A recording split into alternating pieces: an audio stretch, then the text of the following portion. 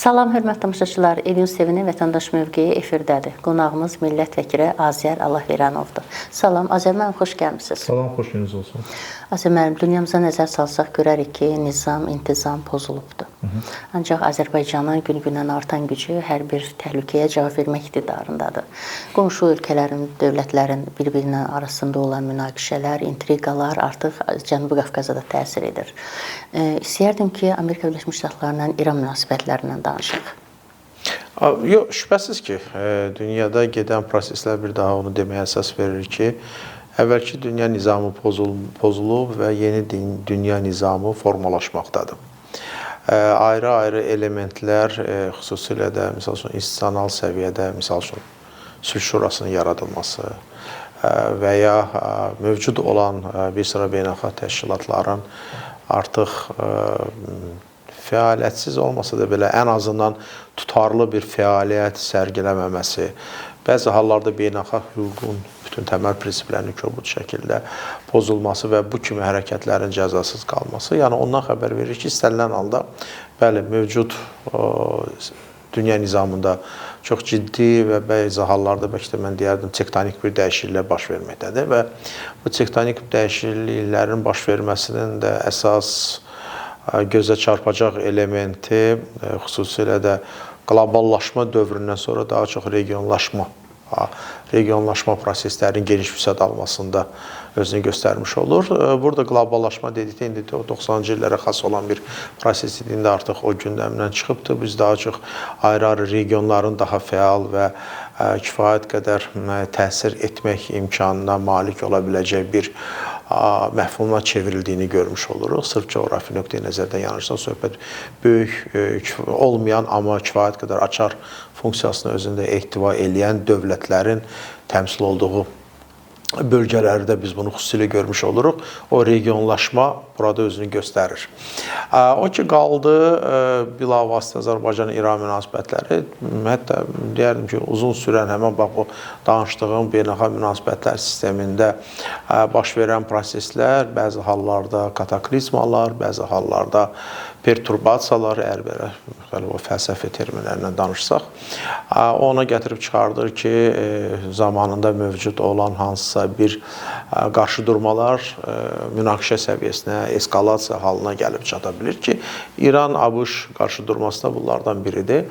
Xüsusilə də nəzərə alsaq ki, masa üzərində ABŞ-ın çox ciddi şərtləri var və İran da bu şərtlərə əməl etməsə də belə, amma əməl etmək niyyətində olduğu kimi özünü göstərməyə çalışır. Ən azından şərtlərə əməl yox, şərtlər ətrafında danışıqların aparılması və İranı qane edə biləcək və o cümlədən də ABŞ-ı, yəni şərt tərəfdarı kimi, sahibi kimi ABŞ-ı qane edə biləcək bir mənzərənin yaradılmasına nail olmaqdır ki, bunun da nəticə etibarilə biz son 2-3 həftə ərzində biz bu qarşıdurmanın kifayət qədər belə konfrontasiya yaxın bir səviyyədə artıq özünü bir üzə verdiyini görmüş oluruq.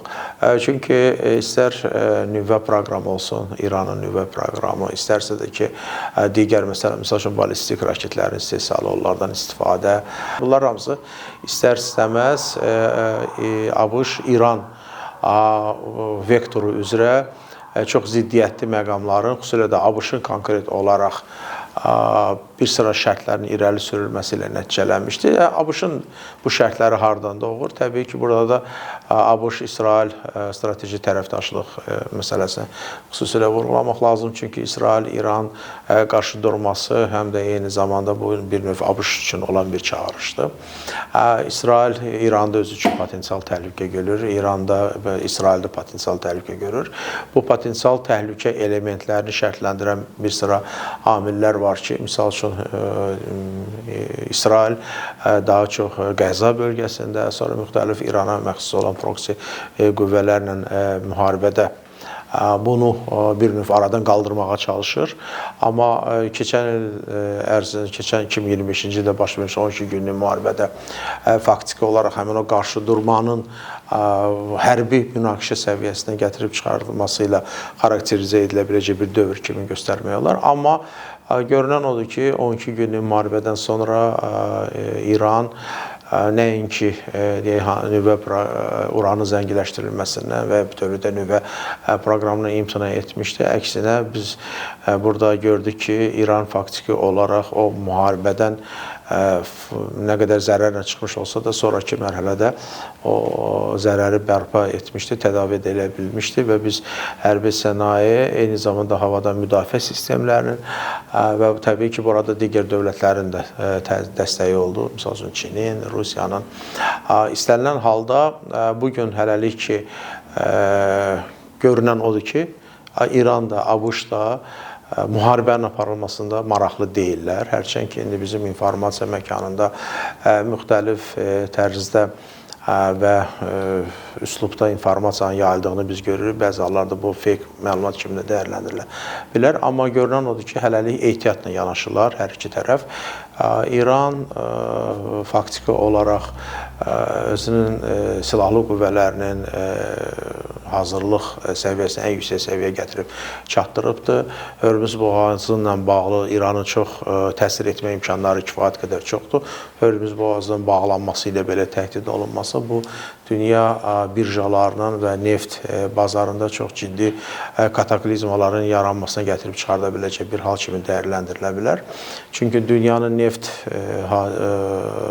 dünya bazarında neft payı, hansı ki Hörmüz boğazı üzərindən daşınır, bu təqribən 20-25% təşkil edir. Bir o qədər də təqribən təbii qazdır. Bunlar hamısı istər-istəməz çox ciddi problemlər yarada bilər dünyanın böyük dövlətləri üçün, o cümlədən də Çin üçün də. Bu iqtisadi cəhətdən İran üçün çox vacib bir rıçaqdır. Onu ki, istənilən halda işə sala bilər. Bu da çox böyük təhdiddir, qeyd etdiyim kimi. Təbii ki, ABŞ istəmir belə bir böyük bir iqtisadi, bir müstəvidə kataklizmalar baş versin. ABŞ-ın da Ərəbistan dənizində çox böyük armadanın cəmlənməsi, ora gətirilməsi, Abraham Lincoln'dur, George Bush'dur, Nimitz və digər aviadaşıyıcıların və hətta nüvə başlıqlarını daşıyan Tomahawk'la təchiz olunmuş gəmilərin bu bölgəyə çıxarılması ondan xəbər verir ki, və hələm də bu prosesin davam etməsi ondan xəbər verir ki, ABŞ üçün hələlik o hərbi güc baxımından elə də istənilən yəqin səviyyədə o gücü toplaya bilməyibdir.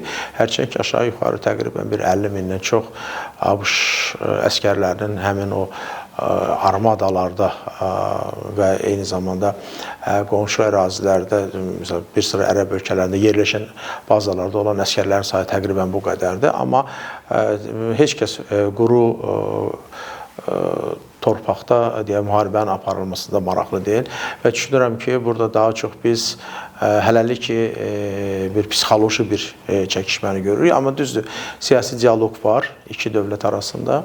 Danışıqlar aparılır. Bəli, üçüncü dövlətlər vasitəsilə burada Türkiyənin fəallığını biz görürük. Amandır, Misirdir, Qətərdir. Bu dövlətlər bu və digər formada bu prosesdə cəlb olunublar. Amma görünən odur ki, hələlik ki, razılıq yoxdur. Amma hiss olunan odur ki, hansısa elementlər üzrə bir yektil fikir olmasa da belə mövqelərdə bir qədər yumuşalmalar var.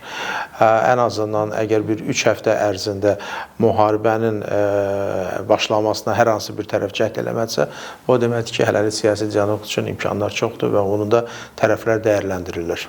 Eyni zamanda Azərmədim, ABŞ-nin Trumpın sağ əldə deyirlər ona, Venice Ermənistana gəlibdir və bu günlərdə də o həyat yoldaşı ilə Ermənistanı qondarma abidəsini, soyqırım abidəsini ziyarət edibdir. Sizcə bu səfərin məqsədi nədir və orada o addımların hər hansı bir mesaj verirmi Azərbaycana?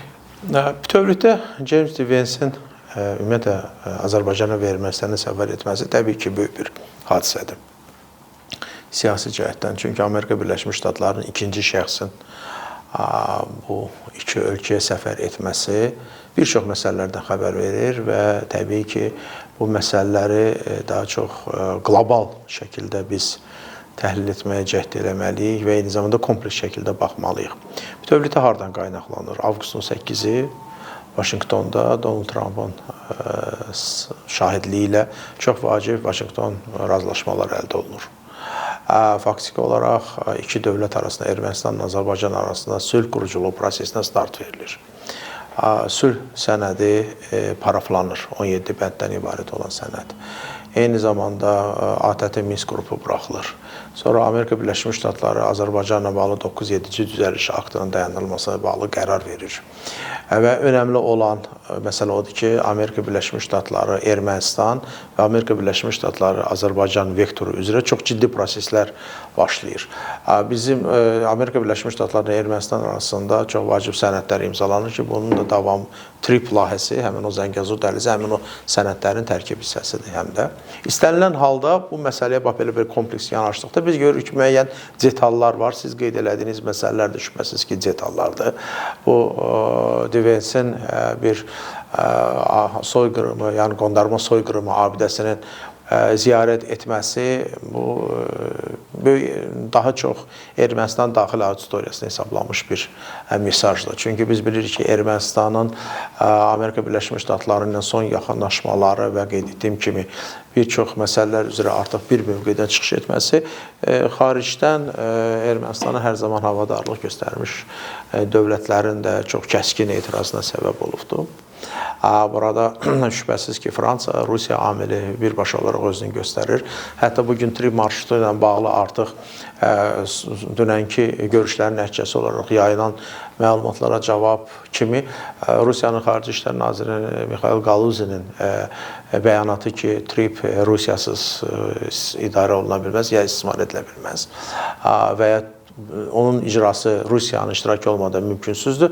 Belə deməli bəyanata eyni zamanda Ermənistandan da çox kəskin fikirlərin səsləndirilməsi. Amma biz görürük ki, burada daha çox Ermənistan müstəvisində Amerika Birləşmiş Ştatları öz varlığını, mövcudluğunu tam geniş şəkildə təmin etmək üçün maksimum çalışır ki, bu günə qədər Ermənistana kim hansı dildə və hansı səpkidə dəstək göstərmişdirsə ki, və bununla da Ermənistanın bir növ özünün forpostuna çevirmişdi. Bugün həmin addımları məhz Amerika Birləşmiş Ştatlarının rəhbərliyi tərəfindən atıldığını görürük. Misal üçün, Ermənistanda qondarma soyqırım ziyarətin abidənin ziyarət olunması bu bir.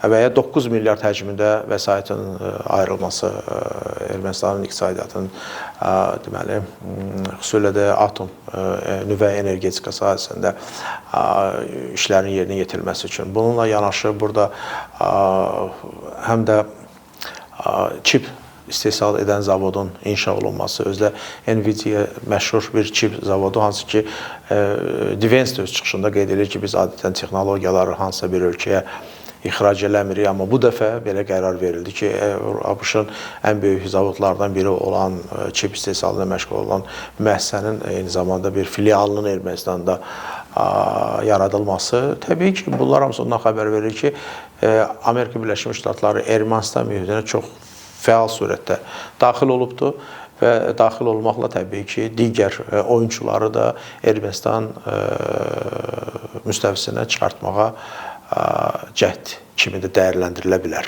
Və biz bunu görürük faktiki olaraq bugün. Həmin o maliyyə, siyasi, iqtisadi və digər yardımlar fonunda. Amma bu ümumi işin nə dərəcədə xeyrinə ola bilər?